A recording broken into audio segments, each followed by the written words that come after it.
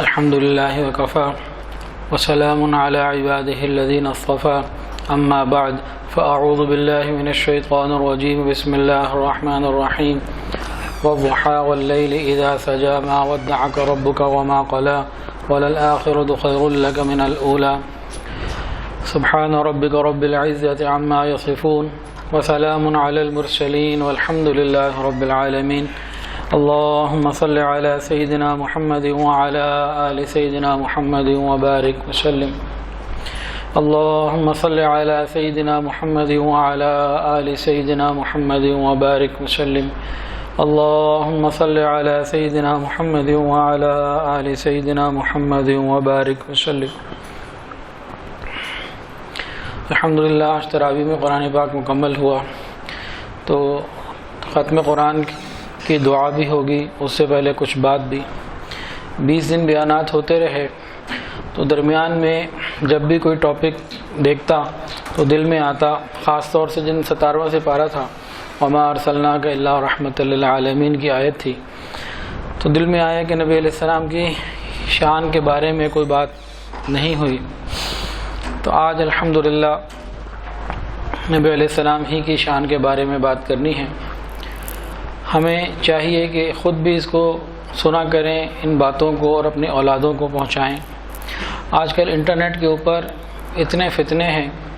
ایک فتنہ تو یہ ہے جو ہماری نوجوان نسل اسے دیکھتی ہے تو خراب ہو جاتی ہے. لاجک دیتے ہیں لوگ کہ حضور پاک صلی اللہ علیہ وسلم کا نام اسم گرامی محمد صلی اللہ علیہ وسلم قرآن مجید میں 4 مرتبہ آیا. حضرت عیسیٰ علیہ السلام کا اپنا نام بھی زیادہ آیا اور ساتھ ان کی والدہ کا بھی آیا، اور نبی علیہ السلام کی والدہ کا بھی نہ آیا، تو افضل کون ہوا؟ تو اس طریقے سے نوجوانوں کو بہکاتے ہیں اور نوجوان بھٹک بھی رہے ہیں. اس صورت میں نبی علیہ السلام کا نام تو کہیں بھی نہیں ہے، لیکن شان اور مقام کو کھولا ہے اللہ نے. جب ہمارے نوجوانوں کو یہ معلوم ہوگا کہ جس طرح آسمان ستاروں سے سجا ہے، پورا قرآن نبی علیہ السلام کے مبارک ذکر سے سجا ہوا ہے، پھر انشاءاللہ فتنے ان کو ہلا نہیں سکتے. اللہ تعالیٰ حفاظت فرمائے. سورہ والضحیٰ آخری سپارے کی ایک سورت ہے، 11 اس کے اندر آیات ہیں. اس کا شان نزول کیا ہے؟ شان نزول کسے کہتے ہیں؟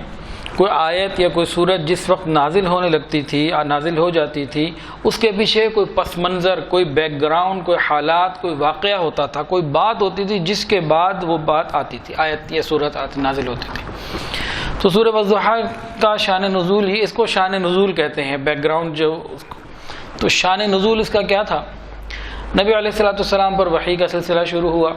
آپ نے امت کو اللہ کا پیغام، توحید کا پیغام پہنچانا شروع کر دیا. کفار آتے اور بار بار پوچھتے اب کیا اترا، اب کیا اترا، اب کیا اترا. نبی علیہ السلام جو آیت اتری ہوتی وہ بتا دیتے. پھر کچھ عرصے کے لیے ایسا ہو گیا کہ مزید آیات اور وحی کا اترنے کا سلسلہ رک گیا، بند ہو گیا. اب کفار آگے پوچھتے نیا کیا نازل ہوا، آپ خاموش رہتے. وہ پھر پوچھتے بعد میں کسی وقت میں، پھر خاموش ہوتے، پھر پوچھتے، پھر خاموش ہوتے. جب یہ کچھ دن گزر گئے تو کفار نے آہستہ آہستہ کہنا شروع کر دیا ہے قد ودعک ربک، تجھے تیرے رب نے چھوڑ دیا. کفار نے تانے دینے شروع کر دیے. آپ کے دل پہ چوٹ پڑی. ایک دن تو انتہا ہو گئی جب ابو لہب کی بیوی ام جمیل نے یہ گستاخی کی، کہا نعوذ باللہ اے محمد تجھے تیرا شیطان جو باتیں بھیجتا تھا وہ تجھ سے ناراض ہو گیا. اس طرح کی بات کی، نعوذ باللہ. اتنی سخت بات کی، نبی علیہ السلام کے دل کو چوٹ لگی. نبی علیہ السلام نے دل میں اس طرح سے کہا ہوگا، دل بھر آیا ہوگا، اللہ مجھے لوگوں نے ساحر کہا میں نے برداشت کیا، لوگوں نے مجنون کہا میں نے برداشت کیا، لوگوں نے دیوانہ کہا میں نے برداشت کیا. اللہ میں تیرے لیے بہت کچھ برداشت کر سکتا ہوں، لیکن اللہ کوئی مجھے یہ کہہ دے کہ تو نے مجھے چھوڑ دیا، اللہ یہ میں نہیں برداشت کر سکتا. اللہ یہ بات برداشت کے قابل نہیں ہے. اللہ میں تو تنہائی میں غار حرا میں تیری یاد میں وقت گزارتا تھا. اقرأ بسم ربک الذی خلق، تو نے ہی تو یہ محبت کی تار جوڑی تھی. اللہ ابتدا تیری طرف سے ہوئی تھی. اللہ اب ساری دنیا کی ہر تکلیف تو میں سہ سکتا ہوں، یہ بات نہیں میں کسی کی برداشت کر سکتا. کوئی یوں کہہ دے کہ تجھے چھوڑ دیا تیرے رب نے، اللہ یہ بات میں نہیں برداشت کر سکتا.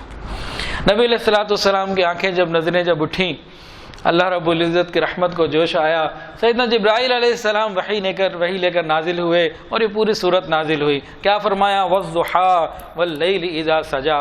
اس صورت کی ابتدا میں اللہ رب العزت نے دو قسمیں کھائیں، ایک والضحیٰ، دوسرا واللیل اذا سجا۔ ضحیٰ کہتے ہیں چاشت کے وقت کو، جب سورج ذرا بلند ہو جاتا ہے اور گرمی ہونے لگ جاتی ہے اور تپش ہونے لگتی ہے، کاروبار گرم ہو جاتا ہے، اس وقت کو ضحیٰ کہتے ہیں۔ اور واللیل اذا سجا، لیل کہتے ہیں جب رات ہو جائے، واللیل اذا سجا جب رات کی تاریکی چھا جائے، اس کی قسم اللہ رب العزت نے کھائی۔ تو دو قسمیں کھائیں۔ اب ذرا غور کیجئے ان قسموں کے کھانے میں کیا مصلحت تھی۔ بہت سارے جوابات لکھے ہیں، اس میں سے ایک دو سن لیجئے۔ اللہ رب العزت نے فرمایا میرے محبوب مجھے دن کے سویرے کی قسم اور رات کے اندھیرے کی قسم، میرے محبوب مجھے دن کے ہنگاموں کی قسم اور رات کے سناٹوں کی قسم، میرے محبوب مجھے آپ کی دن کی جلوتوں کی قسم اور آپ کی رات کی خلوتوں کی قسم۔ اگر غور کریں تو دنیا دن اور رات انہی کے اندر سارے کام پورے ہوتے ہیں، سارے حالات واقعات سب انہی میں، دن میں یا رات میں۔ تو قسم کھائی کہ تمام حالات و واقعات کی قسم کھاتے ہوئے اللہ رب العزت فرماتے ہیں۔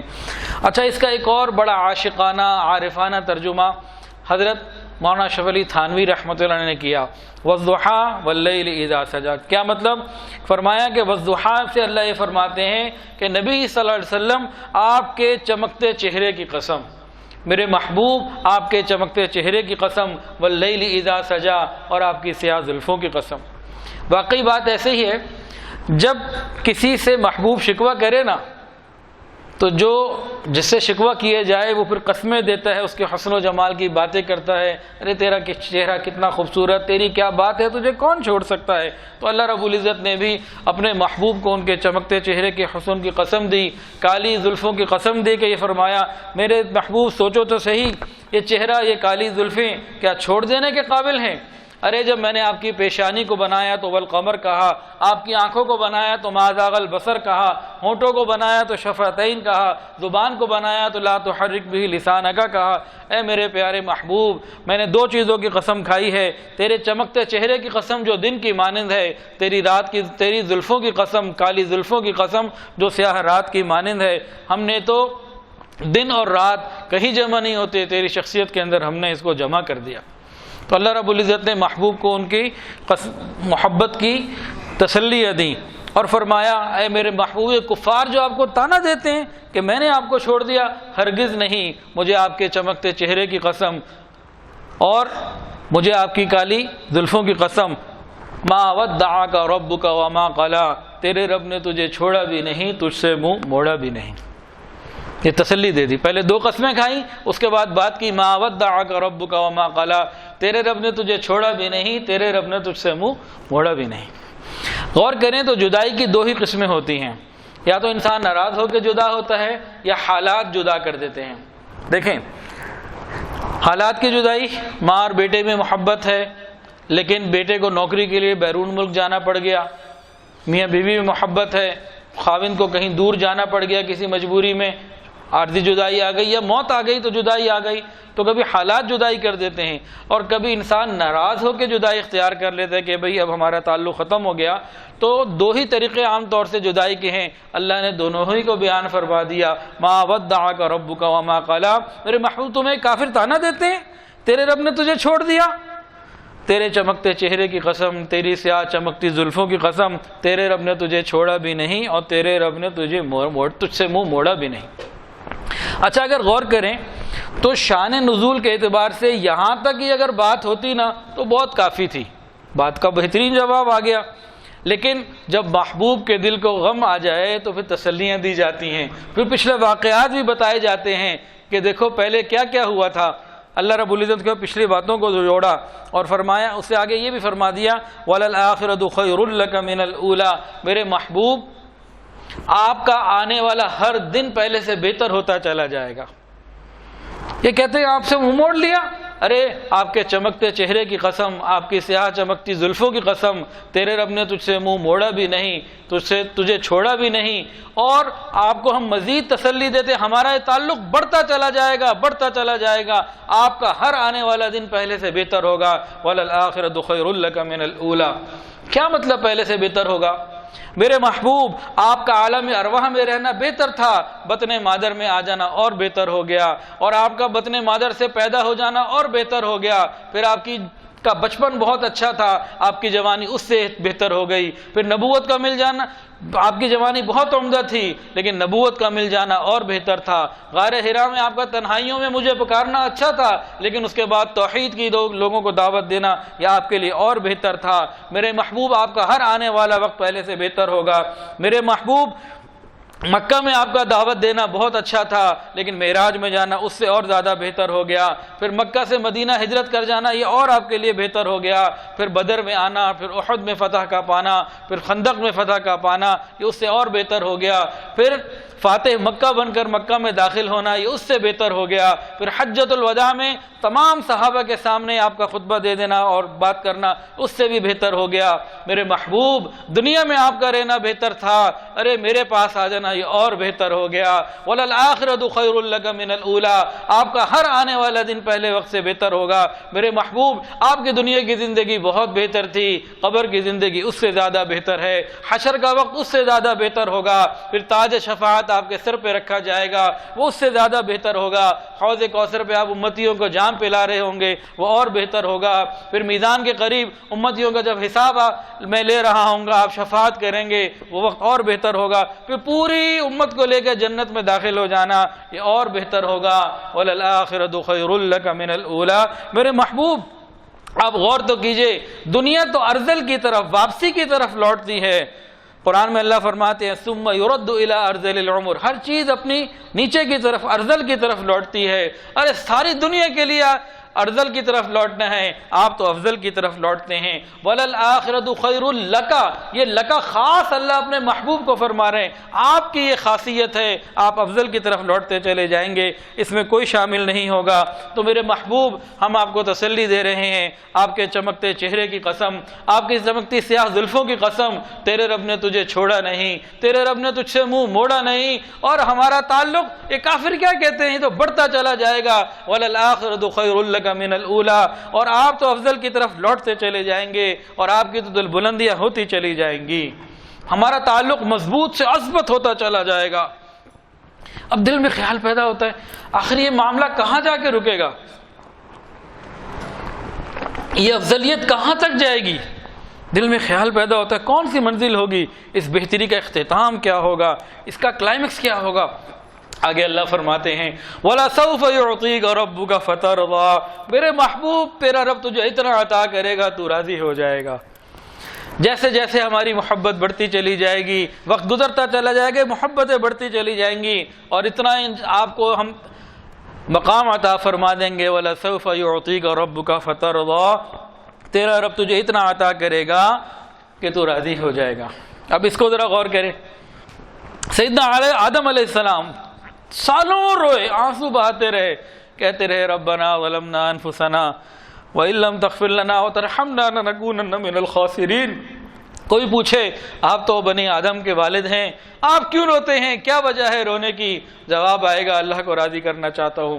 نوح علیہ السلام کو کوئی پوچھے 950 سال رب انی دعوت قومی لیلا ونہارا، دن رات لوگوں کو اللہ کی دعوت دیتے رہے، آپ نے اتنی تکلیفیں کیوں برداشت کی؟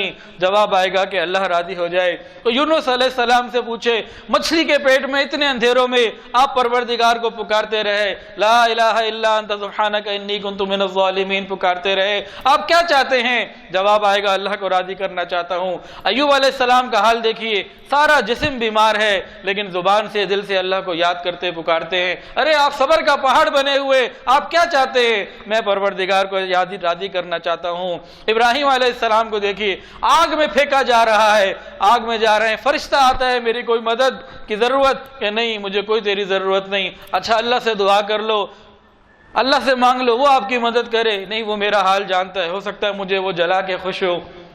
اتنا صبر اور تسلیم اور رضا کا مقام آپ کے پاس ہے. پوچھو آپ کیا چاہتے ہیں؟ ایک ہی بات ملے گی، میں اللہ کو راضی کرنا چاہتا ہوں. کوئی یوسف سے پوچھے آپ نے کیوں جیل کی صعوبتیں برداشت کی؟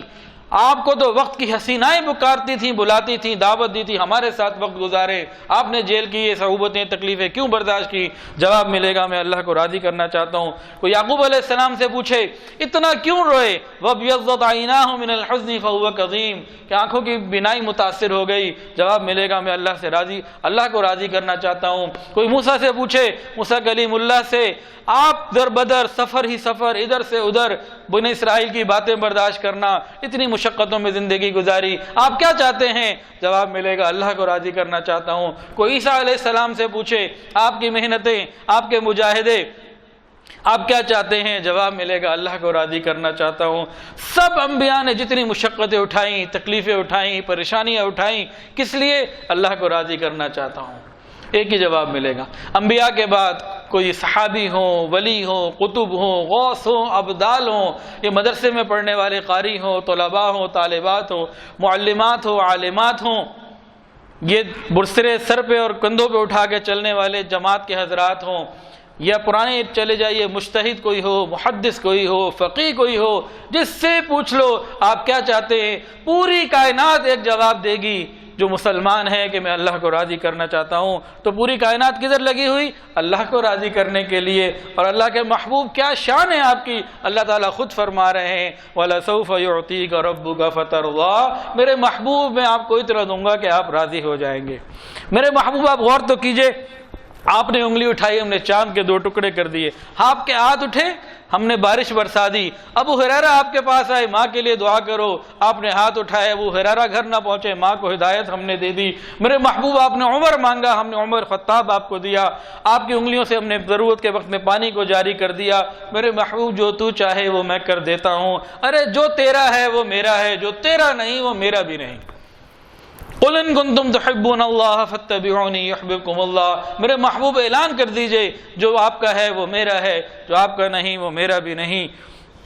اس کی ایک اور دلیل بھی لے لیجئے، اور زیادہ پکی دلیل.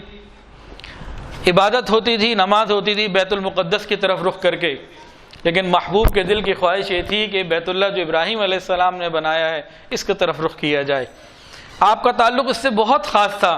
آپ نے آسمان کی طرف دیکھا، قد نرى تقلب وجهك في السماء، اللہ فرماتے ہیں میرے محبوب آپ چاہتے تھے کہ بیت اللہ کو قبلہ بنا دیا جائے، آپ نے آسمان کی طرف دیکھا، ہم نے تو اور بھی کوئی انتظار نہ کیا. آپ 4 رکعت والی نماز پڑھ رہے تھے، 2 رکعت ہوئی، ہم نے تو یہ بھی اتنا انتظار کیا کہ وہ 2 پوری کر کے اگلی نماز سے قبلہ بدل دیں. ہم نے آپ کی خواہش کو پورا کرنے میں اتنا جلدی کی، اسی نماز میں کہا کہ آپ اپنی مرضی کی طرف چلے جائیں، جہاں آپ کی رضا ہے، آپ خوش ہیں، آپ وہیں چلے جائیں. میرے محبوب ہم نے تو آپ کو خوش کرنے کے لیے 2 رکعت کا بھی انتظار نہ کیا کہ اگلی رکعت میں اور اگلی نماز میں کوئی معاملہ ہو، آپ نے فوراً یہ کام کیا. میرے محبوب ہم تو یہ چاہتے ہیں کہ آپ ہم سے راضی، ہم آپ کو راضی کریں گے. وَلَسَوْفَ يُعْطِيكَ رَبُّكَ فَتَرْضَىٰ، میرا محبوب میں آپ کو اتنا دوں گا کہ آپ راضی ہو جائیں گے.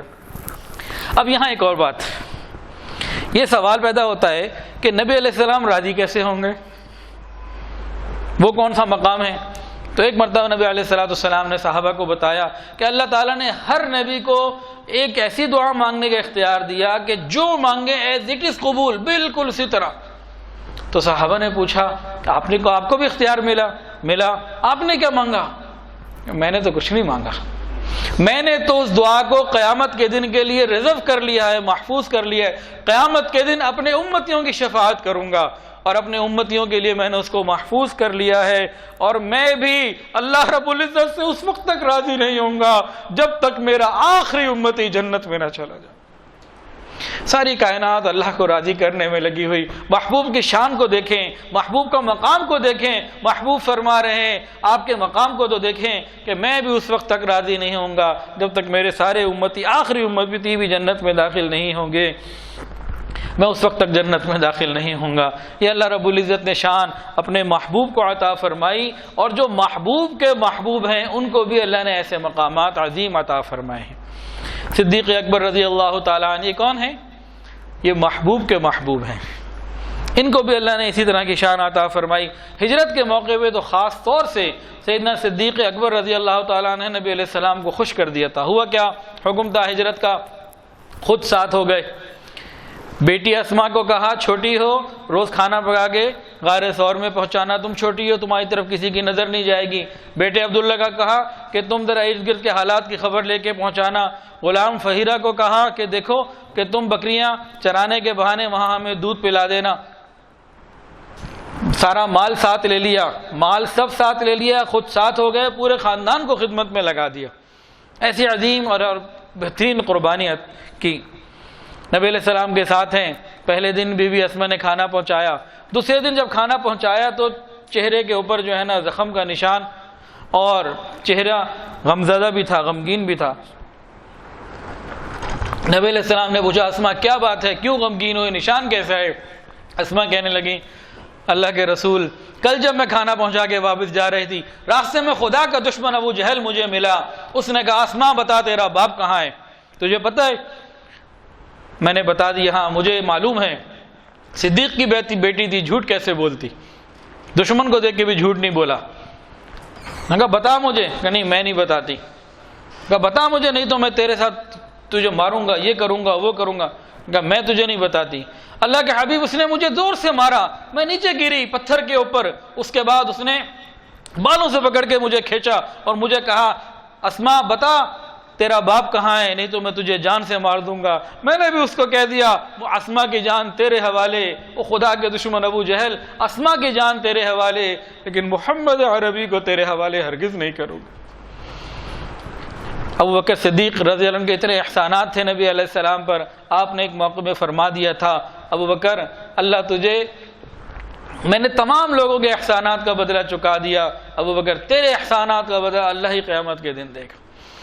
اور نبی علیہ السلام کے لیے سورہ والضحیٰ میں فرمایا وَلَسَوْفَ يُعْطِيكَ رَبُّكَ فَتَرْضَىٰ، اور صدیق اکبر رضی اللہ عنہ کے لیے سے پچھلی صورت کے اندر فرمایا وَلَسَوْفَ يَرْضَىٰ۔ تو جو شان اللہ نے اپنے محبوب کو دی، محبوب کے محبوب کو بھی اللہ نے اسی راستے سے عطا فرمایا وَلَسَوْفَ يَرْضَىٰ، کہ میں اسے بھی راضی کر دوں گا۔ واقعی جب کوئی محبوب کے لیے اپنا آپ کو قربان کر دیتا ہے، اللہ تعالیٰ اپنی رحمت کا معاملہ فرما دیتے ہیں۔ تو اس صورت میں اللہ نے قسمیں کھائیں، والضحیٰ آپ کے چمکتے چہرے کی قسم، واللیل اذا سجا آپ کی چمکتی ہوئی کالی زلفوں کی قسم، ما ودعک ربک وما قلا، ارے تیرے رب نے تجھے چھوڑا بھی نہیں اور تیرے رب نے تجھ سے منہ موڑا بھی نہیں، وللآخرۃ خیر لک من الاولی، ارے ہماری یہ محبت بڑھتی چلی جائے گی، آپ کا ہر آنے والا دن پہلے سے بہتر ہوگا، مضبوط سے اثبت ہوگا، اور اس کا انجام کیا ہوگا؟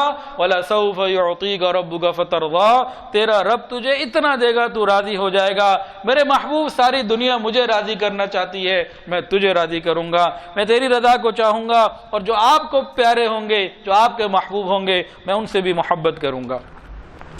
اگر یہاں تک بات مکمل کر دی جاتی تب بھی ٹھیک تھا، شان نزول کے حساب سے تسلیوں کا تو پورا حق ادا کر دیا، بہترین اندازے ہو گئے، لیکن اس کے بعد اللہ رب العزت نے کچھ پچھلی باتیں بھی یاد کروائیں۔ جب محب اور محبوب میں کوئی شکوہ ہو، کوئی بات آ جائے نا، تو انسان تسلیاں بھی دیتا ہے اور پچھلی پھر مثالیں بھی دیتا ہے کہ دیکھو، گواہیاں بھی لے کر آتا ہے کہ دیکھو پہلے یہ ہوا تھا تو میں نے تیرے ساتھ یہ کیا تھا، یہ بھی کیا تھا، یہ بھی کیا تھا، تم کیوں یہ ساتھ سوچتے ہو؟ تو انسان آپس میں باتیں کرتا ہے۔ اللہ رب العزت نے بھی اسی طرح کا معاملہ سمجھ لیجئے کہ اللہ تعالیٰ نے پچھلے واقعات گنوائے، 3 الگ الگ باتیں بتائیں، فرمایا میرے محبوب ذرا دیکھ تو لیجئے یہ کیسے کہتے ہیں میں نے آپ کو چھوڑ دیا، الم یجدک یتیما فآویٰ، کیا ہم نے آپ کو یتیم نہیں پایا تھا پھر آپ کو ٹھکانہ دیا؟ ارے محبوب آپ تو جانتے ہیں یتیم کی کوئی تربیت نہیں کیا کرتا، یتیم فتنے بھی شکار ہو جاتے ہیں، فتنوں کا سبب بن جایا کرتے ہیں، ارے ہم نے آپ کو دور یتیمے میں نہیں چھوڑا، اب آپ کو کیسے چھوڑ سکتے ہیں؟ الم یجدک یتیما فآویٰ، نبی علیہ السلام کے دور یتیموں کو یاد کیجئے، سینوں میں دل ہوں تو رو پڑتے ہیں، میرے آقا کی ولادت ہوتی ہے، بی بی آمنہ خوش بھی ہیں غمگین بھی ہیں، خوش بیٹے کی ولادت کے اوپر ہیں، غمگین باپ کے زندہ نہ ہونے پر ہیں، کہ جب حضرت عبداللہ گئے تھے کہہ کے گئے تھے آمنہ قافلے کے ساتھ جا رہا ہوں، میرا انتظار کرنا، قافلہ آئے گا، تم دروازے پہ کھڑی ہو کے میرا استقبال کرنا، مسکراتے ہوئے مجھے ملنا۔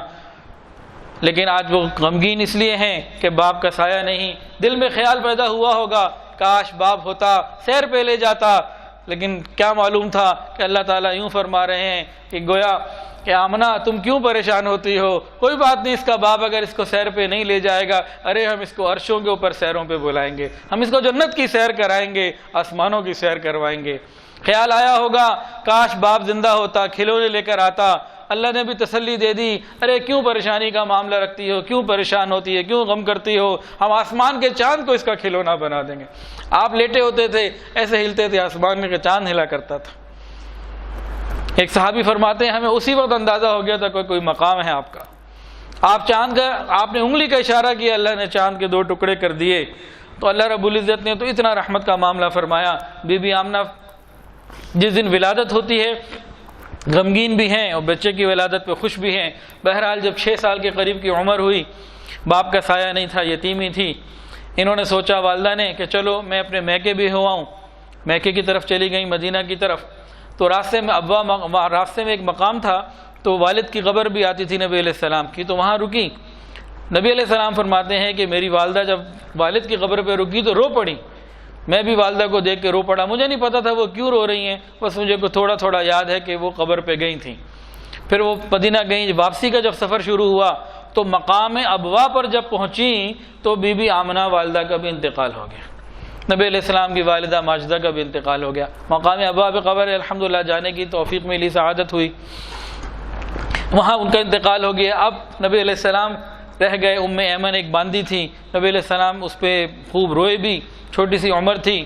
ادھر مکہ مکرمہ میں دادا عبد المطلب انتظار میں ہوتے تھے کہ میری بیٹی اور میرا پوتا کب آئے گا، میری بہو اور پوتا کب آئے گا۔ یہ مکہ کے باہر جا کے کسی پہاڑی کے اوپر کھڑے ہو کے آنے والوں کو دیکھتے، راستوں کو دیکھتے، کب میرا بیٹا آئے گا۔ تو ایک دن اسی طرح انتظار میں تھے، دیکھا اونٹنے کے اوپر ایک عورت ہے، ایک بچہ ہے۔ جب قریب آئے تو دیکھا بچہ تو وہی ہے جس کو میں انتظار میں ہوں، جس کے، لیکن ماں نظر نہیں آتی۔ ام ایمن جو باندھی تھی پوچھا ماں کدھر ہے، تو اس نے کہا باپ تو پہلے ہی اللہ کو پیارا ہو گیا تھا، اب راستے میں ماں بھی پیارا ہو گئی، ماں بھی اللہ کو پیاری ہو گئی ہے۔ اللہ تعالیٰ فرماتے ہیں الم یجدک یتیما فآویٰ، میرے محبوب ہم نے آپ کو یتیمی میں نہیں چھوڑا، اب آپ کو کیسے چھوڑ سکتے ہیں، یہ کیسے تانے آپ کو دیتے ہیں۔ پھر اگلی دوسری مثال دی ووجدک ضالا فہدیٰ، آپ کو یاد ہے آپ کی 7 سال کی عمر تھی، پہاڑوں میں راستہ بھول گئے تھے، آپ کو نہیں معلوم تھا کہ کدھر کس طرح سے چلنا ہے۔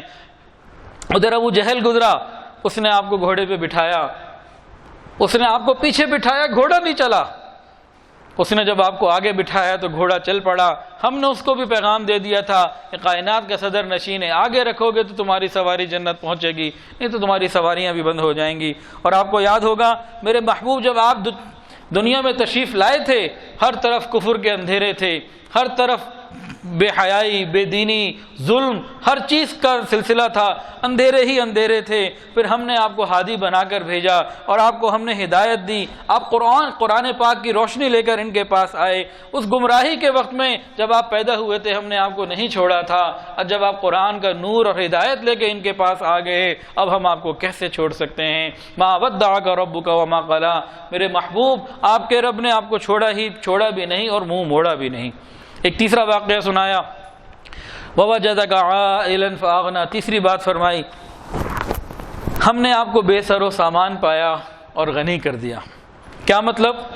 یہاں ایک پوائنٹ ہے، اللہ تعالیٰ نے یوسف علیہ السلام کو محلوں میں پالا، موسیٰ علیہ السلام کو بھی محل میں پالا۔ محبوب علیہ السلام کو اگر چاہتے تو محل میں پال سکتے تھے، لیکن محل میں نہیں پالا، غربت کے عالم میں زندگی گزری۔ وجہ کیا تھی کہ تمام سہاروں کی نفی کر دینا نبی علیہ السلام نے امت کو سکھایا اور زہد کی تعلیم دی۔ اگر یہ محلوں میں پلتے تو کوئی کہہ سکتا تھا کہ محلوں میں پلنے والے یہ زہد کی تعلیم کیسے دے رہے ہیں۔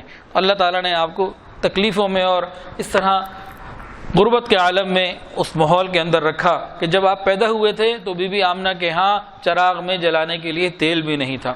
سوچئے تو صحیح، ایک عورت ہو، لیبر پین ہو، ولادت کا وقت ہو اور اتنی پوزیشن ہو کہ چراغ میں جلانے کے لیے تیل بھی نہ ہو، ایسے وقت میں اللہ رب العزت کے محبوب صلی اللہ علیہ وسلم دنیا میں تشریف لائے تھے تو فرمایا کہ ہم نے آپ کو بے سر و سامانی کی حالت میں پایا اور آپ کو غنی کر دیا۔ ووجدک عائلا فاغنی، غنی کر دیا سے کیا مراد؟ آپ کو ایک ایسی بیوی دی خدیجہ الکبریٰ رضی اللہ تعالی عنہ جو مکہ کی امیر ترین عورت تھی، سارا سامان آپ کے قدموں میں ڈھیر کر دیا، اور آپ کو ایسے دوست دیے ابو بکر صدیق رضی اللہ تعالیٰ عنہ، سارا سامان آپ کے قدموں میں ڈھیر کر دیا، تو ہم نے تو بے سر و سامانی میں آپ کو نہیں چھوڑا تھا، یہ کیسے کہہ سکتے کہ تیرے رب نے تجھے چھوڑ دیا؟ ارے میرے محبوب، ہم نے تو بے سر و سامانی میں تجھے نہ چھوڑا، آج آپ غنی ہو چکے، ہم آپ کو کیسے چھوڑ سکتے ہیں؟ تو یہاں تک تسلیاں دیں، یہ تو تسلی کی باتیں ہو گئیں، اور مزید تعلق کو بھی کھول کے رکھ دیا، پچھلے واقعات بھی بیان کر دیے، یہ کیسے کہتے ہیں ہم آپ کو چھوڑ سکتے ہیں؟ ساتھ ہی ساتھ تین پھر اللہ تعالیٰ نے نصیحتیں بھی فرمائیں کہ اچھا اب یہ کچھ کام بھی ہیں، ان کو بھی سمجھ لیں اور امت کو بتائیں جو آپ ہی سے متعلق ہیں، ذرا غور تو کیجئے۔ آگے فرمایا فَأَمَّا الْيَتِيمَ فَلَا تَقْهَرْ، جب آپ کے پاس کوئی یتیم آئے تو اس کے ساتھ برا سلوک نہ کیجیے گا۔ اب یہ تین نصیحتیں کی جا رہی ہیں، باتیں کام بتائے جا رہے ہیں۔ فَأَمَّا الْيَتِيمَ فَلَا تَقْهَرْ، جب آپ کے پاس کوئی یتیم آئے تو اس کے ساتھ برا سلوک نہ کریں۔ حضور پاک صلی اللہ علیہ وسلم کو یتیموں سے بڑی محبت تھی، بڑا خیال کرتے تھے، اور فرمایا کہ میں اور یتیم کی پرورش کرنے والا جنت میں ایسے ہوں گے جیسے یہ دو انگلیاں اکٹھی ہوتی ہیں، اور یتیم کے سر کے اوپر شفقت بھرا ہاتھ رکھنے والا، اس کے ہاتھ کے نیچے جتنے بال آ جائیں اتنی نیکیاں اللہ رب العزت عطا فرما دیتے ہیں۔ تو نبی علیہ السلام نے یتیم کے مقام کو بھی کھولا اور یتیم سے محبتیں بھی کی۔ ایک دفعہ عید کا دن تھا، نبی علیہ السلام عید کی نماز کے لیے جانے لگے، راستے میں تھے تو دیکھا کچھ بچے کھیل رہے ہیں، ان بچوں نے آگے بڑھ کر آپ کو سلام کیا، بات چیت ہوئی، اتنے میں دیکھا ایک بچہ دور بیٹھا ہوا ہے اور پریشان بھی ہے، مغموم بھی ہے، کپڑے بھی میلے سے ہیں۔ اس سے پوچھا، کسی کو مغموم دیکھ کر نبی علیہ السلام آگے بڑھ جائیں، یہ نہیں ہوتا تھا۔ ہمارے تو گھر میں بیوی رو رہی ہو، غم سے پریشان ہو، ہمیں مہینوں پریشانی، ہمیں کوئی پرواہ نہیں ہوتی۔ نبی علیہ السلام نے اس بچے کو دیکھا، مغموم ہے، پوچھا کیا بات ہے، عید کا دن ہے، تم غمگین نظر آتے ہو؟ کہنے لگا کہ میں یتیم مدینہ ہوں، میں یہاں بیٹھا سوچ رہا ہوں اگر میرا باپ ہوتا میرے لیے کپڑے لاتا، ماں مجھے نہلاتی، خوشبو لگاتی، میرے لیے باپ کھلونے لاتا، میں بھی خوشی کے ساتھ عید کو مناتا، آج تو میرا باپ نہیں ہے۔ نبی علیہ السلام نے اس بچے کی یتیم مدینہ کی بات سنی، آگے نہیں گئے۔ صحابہ آگے انتظار میں تھے لیکن آپ آگے نہیں گئے، آپ واپس مڑ گئے، بچے کو واپس اپنے ساتھ لیا، اپنے گھر آئے، امی عائشہ کو فرمایا عائشہ اس کو نہلا دو، حسن حسین کے جس کے کپڑے آتے ہیں وہ پہنا دو، اس کو خوشبو لگاؤ، اس کو عید کے لیے تیار کرو۔ امی عائشہ نے اس کو تیار کیا بچے کو۔ جب بچہ اچھی طرح تیار ہو گیا، اب محبوب کی شان اور مقام کو تو دیکھیں، بچوں کے ساتھ، یتیموں کے ساتھ محبت کو تو دیکھیں۔ جب بچہ تیار ہو گیا، پوچھا اے بیٹا تو اپنے باپ کے ساتھ کس طرح سے جاتا تھا؟ نے کہا میرا والد تو مجھے کندھوں پہ لے کے جاتا تھا۔ نبی علیہ السلام نے فرمایا کیا تو اس پہ راضی ہے کہ عائشہ تیری ماں ہو اور محمد تیرا باپ ہو؟ بچہ خوش ہو گیا۔ نبی علیہ السلام بیٹھ گئے، اس بچے کو اپنے کندھوں پہ بٹھایا، اس کے بعد عید کی نماز کے لیے چلنے لگے۔ راستے میں اسی مقام سے جب گزرے جہاں وہ بچے کھیل رہے تھے، کسی بچے نے دیکھا کہ یہ تو وہی بچہ تھا جو بھی مغموم بیٹھا تھا، اب نبی کے کندھوں پہ سوار آ رہا ہے۔ پھر پوچھا کیا بات ہے؟ اس نے کہا نبی صلی اللہ علیہ وسلم نے مجھے اپنا بیٹا بنا لیا، عائشہ کو میری ماں بنا دیا، اور اب میں عید کے لیے جا رہا ہوں۔ ان بچوں میں سے ایک کہنے لگا کاش میں بھی یتیم ہوتا، نبی صلی اللہ علیہ وسلم مجھے اپنا بیٹا بنا لیتے۔ پھر نبی علیہ السلام عید گاہ پہ پہنچے، صحابہ انتظار میں تھے، وہ بچہ نیچے اتر کے صفوں میں بیٹھنے لگا۔ نبی علیہ السلام نے فرمایا آج تم صفوں پہ نہیں بیٹھو گے، اپنے ساتھ ممبر پر بٹھایا، اس کے بعد عید کی نماز ادا کی، اور وہاں فرمایا کہ یتیم کے سر کے اوپر جو شفقت بھرا ہاتھ رکھے گا، اس کے ہاتھ کے نیچے جتنے بال آئیں گے اتنی نیکیاں عطا فرما دی جائیں گی۔ یہ یتیم کے ساتھ حال کا اللہ نے حکم دیا۔ اور آگے اگلی آیت کے اندر فرمایا وَأَمَّا السَّائِلَ فَلَا تَنْهَرْ، اور سوالی کو انکار نہ کیجیے، سائل کو انکار نہ کیجیے، سائل کے ساتھ شفقت اور نرمی کا معاملہ کیجیے۔ یاد رکھیں ایک ہوتا ہے دنیا کا سائل، ایک ہوتا ہے علم کا سائل۔ دنیا کے سائل کو جھڑکی دینا منع کرنا بھی منع ہے، اور علم کا سائل اس کا اللہ کے یہاں مقام بہت بلند ہے۔ جو دین کے علم کا سائل ہو اس کو منع کرنا بھی مناسب نہیں، اور اس کا مقام اللہ کے ہاں بہت بلند ہے۔ کیا مطلب؟ اگر کوئی ہمارے پاس علم دین کا سیکھنے آئے، ہم اسے جھڑکی نہ دیں، ہم اس کو وقت دیں، اس کے ساتھ نرمی کا معاملہ کریں، سختی نہ کریں، طلباء یا طالبات بار بار اگر پوچھیں تو ان کو نرمی سے بتائیں اور ان کا خیال رکھیں تو اللہ تعالیٰ رحمت کا معاملہ فرمائیں گے۔ دل کو تنگ نہیں کرنا چاہیے، اپنے رویے کو سخت نہیں کرنا چاہیے۔ اس کی مثال دیکھنی ہے تو قرآن عظیم الشان میں دیکھیں، ایک صحابی ہیں، نابینا ہیں، دین سیکھنا چاہتے ہیں، نبی علیہ السلام کی خدمت میں حاضر ہوتے ہیں دین سیکھنے کے لیے۔ کچھ اس وقت سرداران قریش موجود ہیں اور نبی علیہ السلام ان سے بات کرنا چاہ رہے ہیں۔ وہ چونکہ ظاہری طور پر نابینا تھے، ماحول کا پتہ نہیں لگا کہ کیا ہو رہا ہے، وہ نبی علیہ السلام کے قریب ہو گئے، کوئی بات کرنا انہوں نے چاہی، کچھ دین سیکھنا چاہا، پوچھنا چاہا۔ نبی علیہ السلام نے فرما دیا تم ذرا ٹھہرو، بعد میں بات کرتے ہیں۔ یہ دین کا سائل، اس کی طلب اور تڑپ اتنی سچی تھی، اللہ رب العزت نے قرآن نازل فرما دیا، عبس وتولی ان جاءہ الاعمی۔ اس کا ترجمہ کریں تو دل کانپتا ہے۔ اللہ نے اپنے محبوب سے محبوبانہ خطاب فرما دیا کہ وہ دین کا سائل اگر آئے، دین پوچھنے والا، تو پھر اس کو وقت دینا ہوگا، اس کے ساتھ خیال رکھنا ہوگا۔ اور تیسری بات فرمائی وَأَمَّا بِنِعْمَةِ رَبِّكَ فَحَدِّثْ، اور میری نعمتوں کو لوگوں کے سامنے کھول کھول کر بیان کریں، میری نعمتوں کو لوگوں کے سامنے کھول کھول کر بیان کریں۔ اس میں مفسرین نے نعمت سے ایک جگہ مراد لی ہے قرآن مجید، کہ قرآن ایک نعمت ہے۔ تو اگر قرآن مجید کو نعمت والی تفسیر لے لی جائے تو اس کا مطلب یہ ہوا کہ میرا قرآن ہے، آپ اس کی تفصیل یعنی حدیث کھول کھول کے بیان کریں۔ تو یہاں سے حدیث کا قرآن سے ہونے کا ثبوت مل گیا۔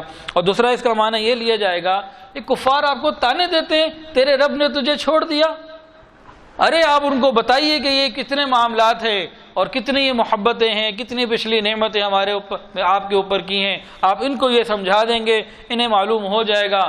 والضحیٰ واللیل اذا سجا، تیرے چمکتے چہرے کی قسم، تیری چمکتی کالی زلفوں کی قسم، ما ودعک ربک وما قلی، تیرے رب نے تجھے چھوڑا بھی نہیں، تیرے رب نے تجھ سے منہ موڑا بھی نہیں۔ وللآخرۃ خیر لک من الاولی، ارے ہماری محبت میں اضافہ ہوگا، ہر آنے والا آپ کا اگلا وقت پہلے سے بہتر ہوتا چلا جائے گا۔ اور اس کی انتہا کیا ہوگی؟ وَلَسَوْفَ يُعْطِيكَ رَبُّكَ فَتَرْضَىٰ، تیرا رب تجھے اتنا دے گا کہ تو بس بس کرے گا، تو راضی ہو جائے گا۔ الم یجدک یتیما فآویٰ، ہم نے آپ کو جب یتیم کے وقت میں تھے اس وقت نہ چھوڑا، اب کیسے چھوڑ سکتے ہیں؟ ووجدک عائلا فأغنیٰ، جب آپ کے پاس بے رس و سمانی کا حال تھا اس وقت بھی نہ چھوڑا۔ آپ کفر کی گمراہی میں تشریف لے کر آئے تھے، پھر اب تو قرآن کا نور آپ کے پاس ہے، اس وقت بھی نہ چھوڑا، اب کیسے چھوڑ سکتے ہیں؟ اور آگے فرمایا کہ یتیم کا بھی خیال رکھنا ہے اور سائل کو انکار بھی نہیں کرنا، اور میری نعمت کو قرآن کو کھول کھول کے بیان کرنا ہے، اور جو آپ کے اوپر احسانات، انعامات اور نعمتیں دی کھول کھول کے ان کو سمجھائیں، انہیں معلوم ہو جائے کہ ہماری محبت بڑھتی ہی چلی جائے گی۔ تو جہاں یہ صورت حضور پاک صلی اللہ علیہ وسلم کے لیے ہے یہ معاملہ، وہیں نبی علیہ السلام کے طریقے اور راستے پر چلنے والوں کے لیے بھی ہے۔ وہ دین کے طالب علم، وہ طلباء، طالبات، وہ علماء، وہ معلمات جو دین کے راستے پہ چل رہے ہیں، جن کی زندگی سنت سے مزین ہے، جن کا لباس سنت کا ہے، جو غیروں کے لباس کو چھوڑ دیتے ہیں، جو غیروں کے طریقوں کو چھوڑ دیتے ہیں، نبی کے محبوب کے راستے پہ چل پڑتے ہیں، اس کے لیے بھی یہی بتایا گیا کہ اللہ تعالیٰ اسے چھوڑے گا بھی نہیں، اس کے لیے منہ موڑے گا بھی نہیں، اس کے آنے والے وقت کو پہلے سے بہتر کرتے چلے جائیں گے۔ آپ بہت سارے بزرگوں کے، ہمارے جو بزرگ گزرے ہیں ان کے حالات کو دیکھ لیجئے، ہر آنے والا وقت ان کا پہلے سے بہتر ہی رہا ہے۔ جوانی سے بڑھاپے تک دیکھ لیجئے، اللہ تعالیٰ کی طرف سے رحمتیں ہی ملی ہیں، لہذا وہ لوگ خوش نصیب ہیں جو دین کے راستے پہ چل چکے، جو دین کو پڑھ رہے ہیں، مردوں میں ہیں، عورتوں میں ہیں۔ ذرا غور تو کریں، آج ہر انسان کی زندگی کسی نہ کسی چیز کے سامنے گزر رہی ہے۔ کسی کے سامنے پتھر ہے، وہ اسے توڑتا ہے، جوڑتا ہے، بناتا ہے، اسے معمار کہتے ہیں، مزدور کہتے ہیں۔ کسی کے سامنے لوہے کے پرزے ہیں، ان کو ٹھیک کرتا ہے، سیٹ کرتا ہے، جوڑتا ہے، ہم اسے میکینک کہتے ہیں۔ کسی کے سامنے کپڑا ہے، وہ اسے کاٹتا ہے، سیتا ہے اور بناتا ہے، ہم اسے درزی کہتے ہیں۔ کسی کے سامنے لوہا ہے، وہ ویلڈنگ کرتا ہے، ہم اس کو ویلڈر کہتے ہیں۔ کسی کے سامنے لکڑی ہے، وہ اسے کاٹتا ہے، اسے بناتا ہے، ہم اس کو ترخان کہتے ہیں، کارپینٹر کہتے ہیں۔ تو کسی کے ساتھ کسی کا وقت پتھر میں گزر رہا ہے، کسی کا وقت لکڑی کے ساتھ گزر رہا ہے، کسی کا وقت کپڑے کے ساتھ گزر رہا ہے، کسی کا وقت جو ہے وہ دنیا کی اور چیزوں کے ساتھ گزر رہا ہے۔ یہ دین پڑھنے والے اور پڑھنے والیاں کتنی خوش نصیب ہیں کہ ان کا وقت اللہ کے قرآن اور نبی کے فرمان میں گزر رہا ہے۔ یہ جب مدرسوں میں بیٹھتے ہیں اور بیٹھتی ہیں تو اپنے گود میں اللہ کا قرآن اور نبی کا فرمان حدیث لے کے بیٹھے ہوتے ہیں۔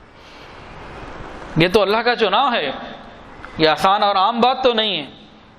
یہ دین پڑھنا یہ اپنی مرضی سے نہیں ہوتا، یہ اللہ کا چناؤ ہے۔ ثم اورثنا الکتاب الذین اصطفینا من عبادنا، ہم نے اپنی کتاب کا وارث اپنے بندوں میں سے ان کو بنا دیا جو ہمارے چنے ہوئے بندے تھے۔ یہ دین پڑھنے پڑھانے والے، یہ مدرسوں والے، یہ تو قیامت کے دن معلوم ہوگا، ابھی تو وہ نظر نہیں آ رہا معاملہ، قیامت کے دن معلوم ہوگا۔ یہ دین پڑھنے پڑھانے والے قیامت کے دن اللہ ان کو کتنا مقام عطا فرمائیں گے۔ قیامت کے دن اللہ فرمائیں گے یا معاشر العلماء، اے علماء کی جماعت، تمہارے سینوں کو میں نے دین کے لیے اس لیے نہیں قبول کیا تھا ابھی تمہارا حساب کتاب لوں، جاؤ تم بخشے بخشائے جنت میں چلے جاؤ۔ علماء کے مقام میں بھی بہت ساری باتیں ہیں، تو بہرحال اب وقت بھی کافی ہو گیا، تو بات کا مقصد یہ تھا کہ نبی علیہ السلام کو تانے دیے گئے اور اللہ نے اپنے محبوب کو پھر تسلی دی، اور تسلی دینے کے ساتھ آپ کا مقام بھی واضح فرما دیا، اور پھر آگے بتا بھی دیا کہ آگے کیسے کیسے معاملات کرنے ہیں۔ اللہ تعالی ہمیں ان معاملات کو سمجھ کر عمل کرنے کی توفیق عطا فرمائے۔ وآخر دعوانا ان الحمد للہ رب العالمین۔ ابھی توبہ کے کلمات پڑھے جائیں گے، دعا بھی ہوگی، تو پہلے توبہ کے کلمات پڑھ لیجئے، پھر ساتھ ساتھ ایک اعلان پہلے کر لیتے ہیں۔ انشاءاللہ 29ویں شب کو بھی یہاں پروگرام ہوگا رات 11 بجے، 29ویں شب کو رات 11 بجے بیان ہوگا، اور بیان کے بعد پھر دعا ہوگی، اور اس کے بعد انشاءاللہ کچھ بریانی بھی ہوگی۔ اور 29ویں شب 28واں روزہ جب مکمل ہوگا، 29ویں شب جب شروع ہو رہی ہوگی، تو یہاں کھانے کا افطاری کا سلسلہ بھی رکھا ہے، لیکن وہ صرف ریسٹرکٹڈ ہے، مخصوص ہے جامعہ رقیہ ابراہیم اکیڈمی کی طالبات اور معلمات کے لیے، اور اس کے علاوہ نہیں۔ طالبات اور معلمات کے لیے جو آسانی سے آ سکیں، کوئی نہ آ سکے تو الگ بات ہے، لیکن طالبات اور معلمات کے لیے 29ویں شب جو ہوگی، یعنی کہ 28واں روزہ کھولا جائے گا، تو یہاں سلسلہ انشاءاللہ افطاری کا ہوگا۔ ہاں، اس میں اتنا کر لیتے ہیں کہ اگلے سال اگر کسی نے عالمہ بننے کے لیے ارادہ کر لیا ہوا ہے، تو کچھ لوگ ہیں ایسے جن کا آگے پیپر بھی آ گئے، داخلہ فارم بھی آ گئے، تو بھائی وہ بچیاں بھی جنہوں نے اگلے سال داخل ہونا ہے آنے والے شوال میں، تو وہ بھی اس میں آ سکتی ہے، لیکن اس کے علاوہ جو ہے نا وہ یہ محدود ہے افطاری کا سلسلہ جامعہ سے متعلق۔ ہاں، رات کو جو ہے وہ کھلی دعوت ہے، اس میں کوئی کسی کا سلسلہ نہیں ہے، جو بھی آنا چاہے، اور اس میں بریانی بھی انشاءاللہ سب کو مل جائے گی جو بھی آئے۔ افطاری کا مسئلہ تھوڑا سا محدود ہے۔ اب توبہ کے کلمات پڑھ لیتے ہیں، اس کے بعد پھر دعا انشاءاللہ تعالیٰ کرتے ہیں۔ اور وہ 26ویں رمضان کو ادھر مین روڈ پہ جو ہال ہے لی گرینڈ شیلے، تو وہاں صبح 10 سے 1 جو ہے نا وہ عورتوں کے لیے دعا ہے اور سورہ نور کی تفسیر ہے، تو اس میں اپنی عورتوں کو ضرور بھیجیں، انشاءاللہ بہت فائدہ ہوگا۔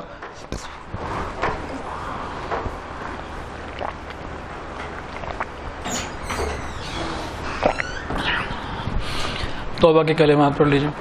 الحمدللہ وکفی وسلام علیہ۔ بسم اللہ الرحمن الرحیم۔ لا الہ الا اللہ محمد الرسول اللہ، اشہد ان لا الہ الا اللہ واشہد ان محمدا عبدہ ورسولہ، استغفر اللہ ربی من کل ذنب واتوب الیہ، استغفر اللہ ربی من کل ذنب واتوب الیہ، استغفر اللہ ربی من کل ذنب واتوب الیہ برحمتک یا ارحم الراحمین۔ 6 معمولات ہیں، وہ سب کے علم میں ہی ہے، درود شریف، استغفار، تلاوت قرآن، مراقبہ، وقوف قلبی اور رابطہ شیخ، تو ان کو کرنے کی کوشش کریں ہمت کے ساتھ اور پابندی کے ساتھ۔ دعا کر لیجیے اور یقین کے ساتھ مانگے، جتنا یقین مضبوط ہوگا اتنی انشاءاللہ دعا کی قبولیت میں آسانی ہوگی، اور ختم قرآن کے وقت تو ویسے بھی قبولیت دعا کا بتایا گیا ہے، تو یقین کے ساتھ مانگیں۔ الحمدللہ رب العالمین، الحمدللہ رب العالمین، الحمدللہ رب العالمین، وصلی اللہ علی النبی الامی الکریم۔ ربنا ظلمنا انفسنا وان لم تغفر لنا وترحمنا لنکونن من الخاسرین۔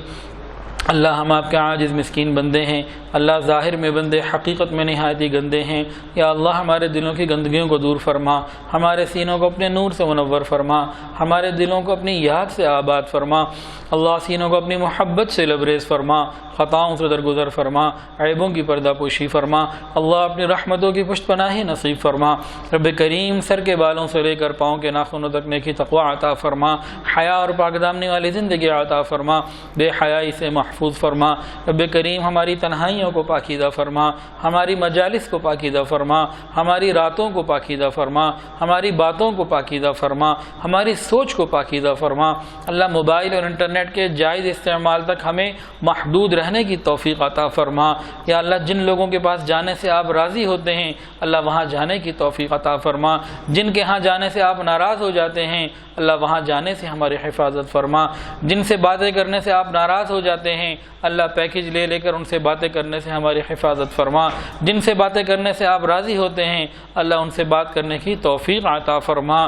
رب کریم اپنی رحمت کا معاملہ فرما، حاسد کے حسد سے محفوظ فرما، شریر کے شر سے محفوظ فرما، برا چاہنے والوں کی برائی سے محفوظ فرما، دوستی کے رنگ میں دشمنی کرنے والوں سے محفوظ فرما۔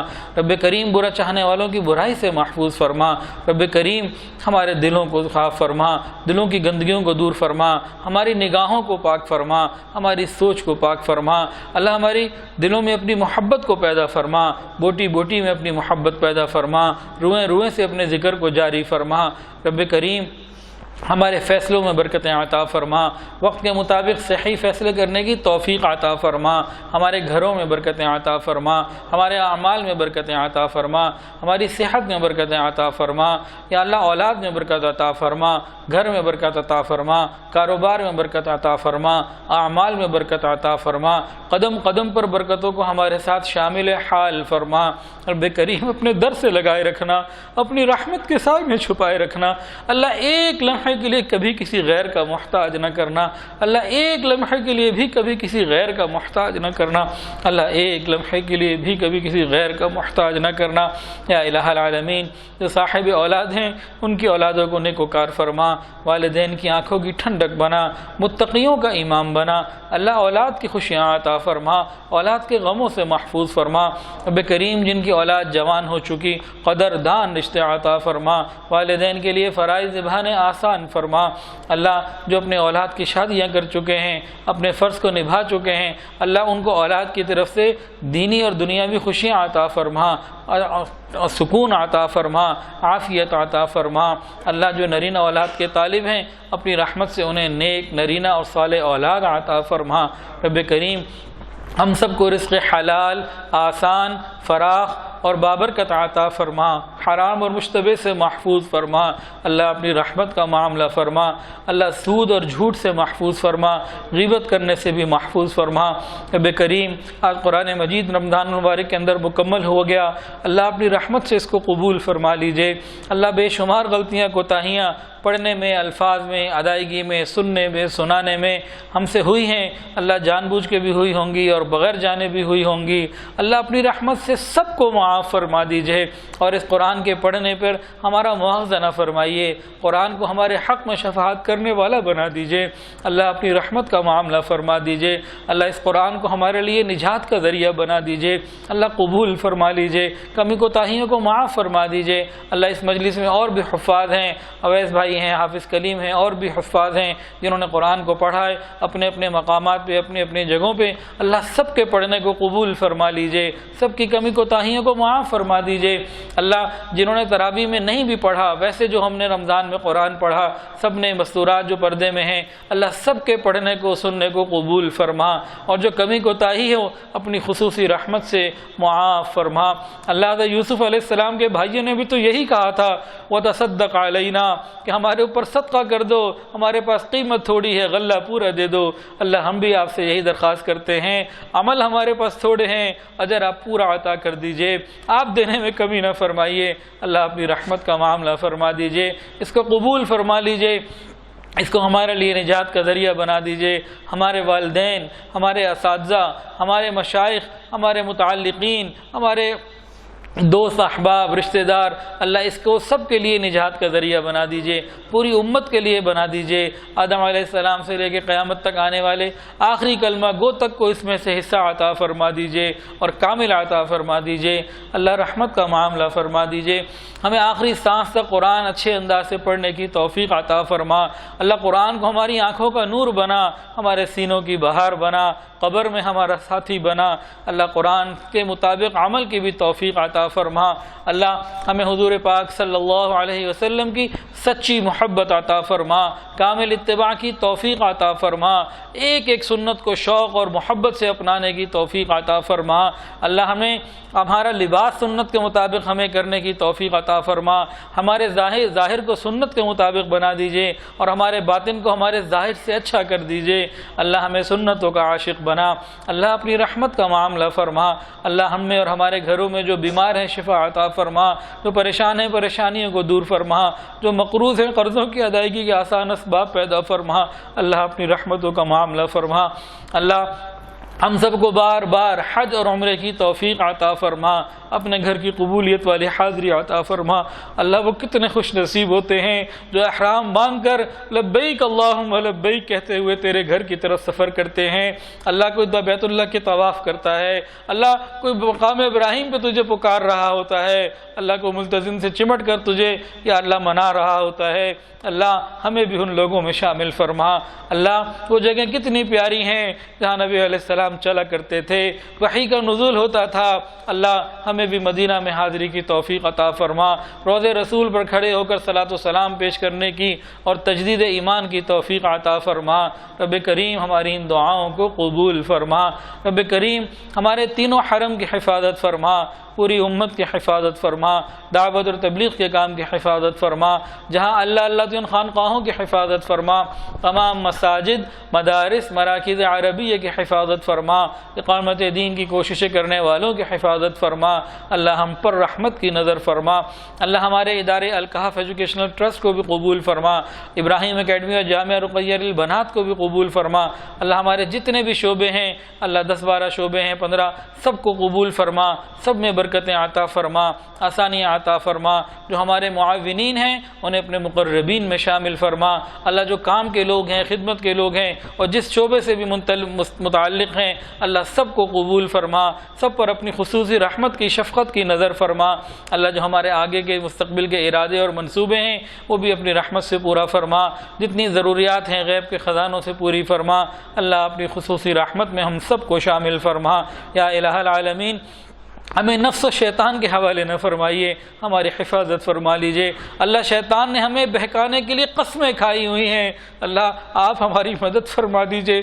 اللہ اس نے ہمیں بہکانے میں کمی نہیں کی، آپ یا اللہ رہبری میں کمی نہ فرمائیے۔ اللہ شیطان نے لوٹنے میں کمی نہ کی، آپ عطا میں کمی نہ فرمائیے۔ یا اللہ شیطان نے دشمنی میں کمی نہ کی، آپ دوستی میں کمی نہ فرمائیے۔ اللہ اپنی رحمت کا معاملہ فرما دیجئے۔ اللہ آپ نے قرآن کے اندر فرمایا ہے یا ایھا الناس انتم الفقراء الی اللہ، اے انسانوں تم سب کے سب اللہ کے در کے فقیر ہو۔ اور آپ نے فرمایا انما الصدقات للفقراء، صدقات فقیروں کے لیے ہوتے ہیں۔ اللہ جب ہم ہیں ہی فقیر اور صدقات فقیروں کے لیے، اللہ اپنی رحمت کا صدقہ دے دیجئے، ستاری کا صدقہ عطا فرما۔ اللہ اپنی کریمی کا صدقہ عطا فرما۔ اللہ آپ تواب ہیں، توابی کا صدقہ عطا فرما۔ اللہ آپ رحمان ہیں، رحیم ہے، اپنی رحمت کا صدقہ عطا فرما۔ ہم سب پر اپنی خصوصی نظر کا معاملہ فرما۔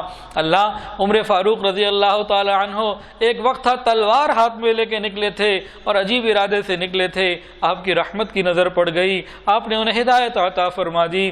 اللہ ہم تو ہدایت کا سوال کر رہے ہیں، رمضان کی راتیں ہیں، اللہ ہم تو ہدایت آپ سے سوال کر رہے ہیں، اللہ ہم پر بھی رحمت کی نظر فرما دیجئے۔ اللہ اگر گناہ کی طرف ہمارے ہاتھ بڑھنے لگیں، بڑھتے ہاتھوں کو روک دیجئے۔ اللہ پاؤں بڑھنے لگیں، بڑھتے پیروں کو روک دیجئے۔ اللہ پیشانی کے بالوں سے پکڑ کر ہمیں دین پر چلا دیجئے۔ اللہ اپنی رحمت کا معاملہ فرما دیجئے۔ اللہ ہماری ہماری دعاؤں کو قبول فرما لیجئے۔ اللہ جو مانگا عطا فرما، جو مانگنا چاہیے تھا نہیں مانگ پائے وہ بھی عطا فرما۔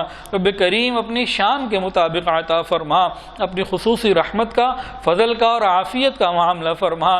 اللہ آپ ہی نے تو حکم دیا ہے وَأَمَّا السَّائِلَ فَلَا تَنْهَرْ، سوالی کو انکار نہ کرو۔ اللہ ہم بھی تو آپ کے در کے سوالی ہے، اللہ ہمیں بھی انکار نہ فرمائیے، ہمیں بھی خوب اپنی شان کے مطابق عطا فرما دیجئے۔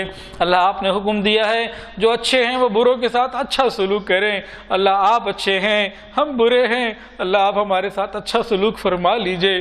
اللہ ہم نے دنیا میں دیکھا رمضان کے اندر دنیا کے جو سخی لوگ ہوتے ہیں اپنے دروازوں کو کھول دیتے ہیں، غریب ان کے دروازوں پہ آتے ہیں، کوئی آٹے کا توڑا لے جاتا ہے، اللہ کوئی دال لے جاتا ہے، کوئی پیسے لے جاتا ہے، اپنی ضروریات کو وہ لوگ پورا کرتے ہیں۔ اللہ رمضانی فقیر ہر سال نکلا کرتے ہیں، اللہ ہم بھی رمضانی فقیر کی مانند ہیں۔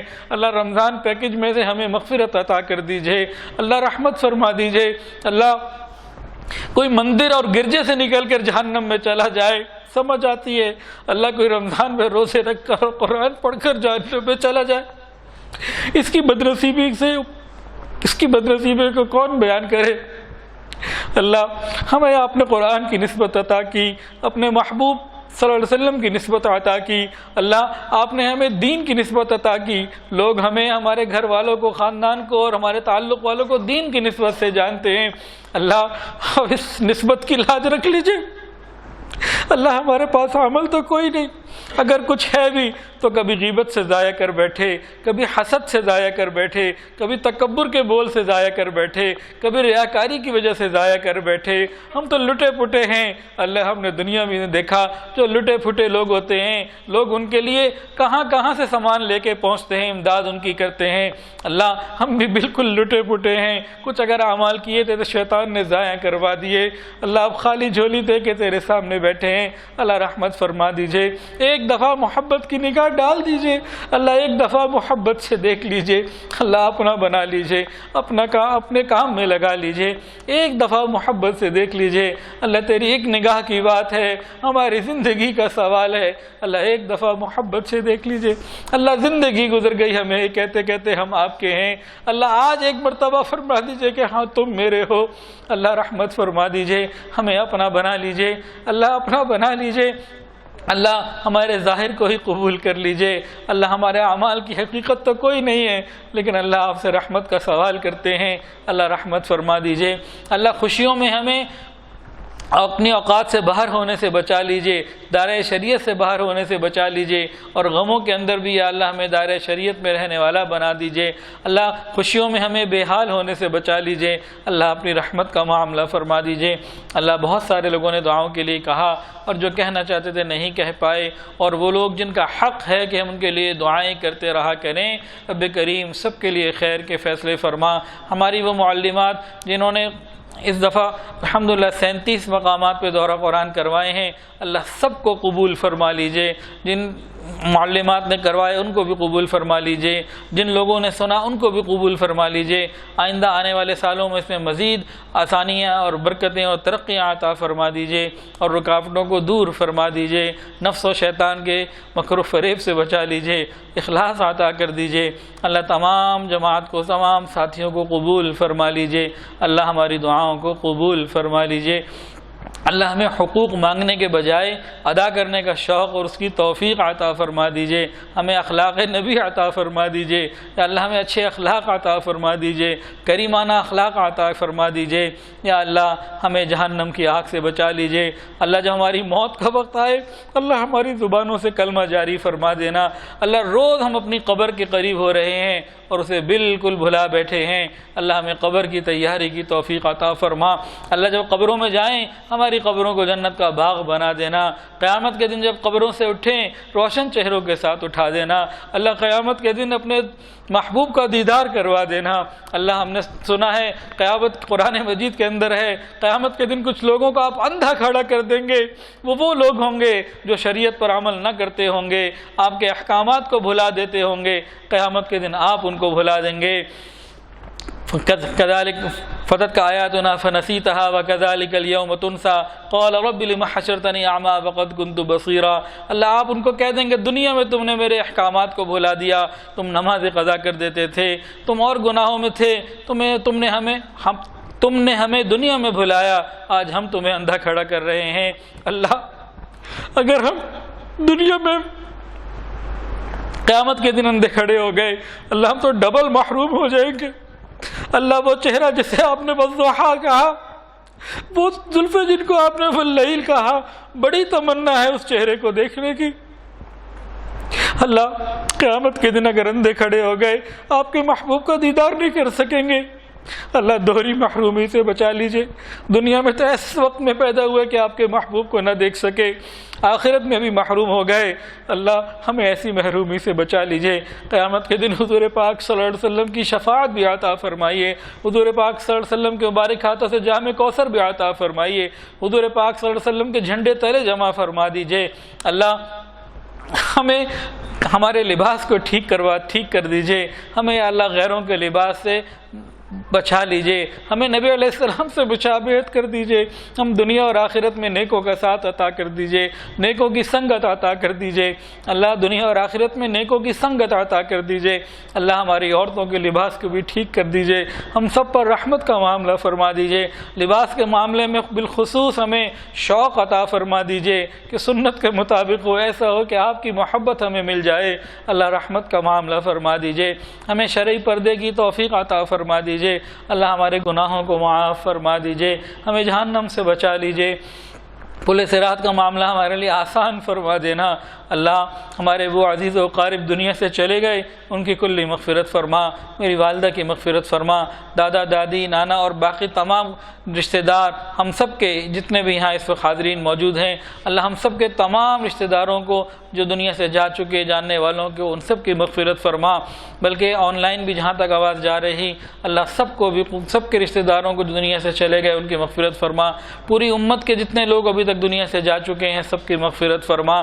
جن کی آپ مغفرت فرما چکے ہیں یا اللہ ان کو اعلیٰ علیین میں جگہ عطا فرما، قرب کے مقامات عطا فرما. اللہ ہم پر رحمت کی نظر فرما.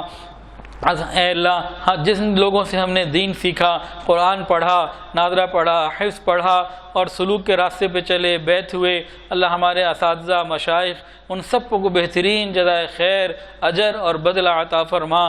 جو ان میں سے جا چکے ہیں ان کو بھی یا اللہ برکتیں عطا فرما، آخرت کی منازل آسان فرما. جو حیات ہیں ان کی زندگیوں میں برکتیں عطا فرما. اللہ بالخصوص ہمارے شیخ حضرت حافظ پیر ذوالفقار احمد نقشبندی دامت برکاتہ العالیہ، ان کی زندگی میں برکتیں عطا فرما اور اپنی خصوصی رحمت میں شامل فرما. یا الہ العالمین ہمارے والدین پر رحمت کی نظر فرما. رب ارحمہما کما ربیانی صغیرا، رب ارحمہما کما ربیانی صغیرا، رب ارحمہما کما ربیانی صغیرا. اللہ ہمیں والدین کی نافرمانی سے بھی محفوظ فرما. ہمیں والدین کی نافرمانی سے بھی محفوظ فرما. رسول اللہ صلی اللہ علیہ وسلم کی نافرمانی سے بھی محفوظ فرما. اپنی نافرمانی سے بھی محفوظ فرما. ہمیں ایک اچھا امتی بنا، اچھا شہری بنا، اچھا فرد بنا، معاشرے کا ایک اچھا فرد بن کر زندگی گزارنے کی توفیق عطا فرما.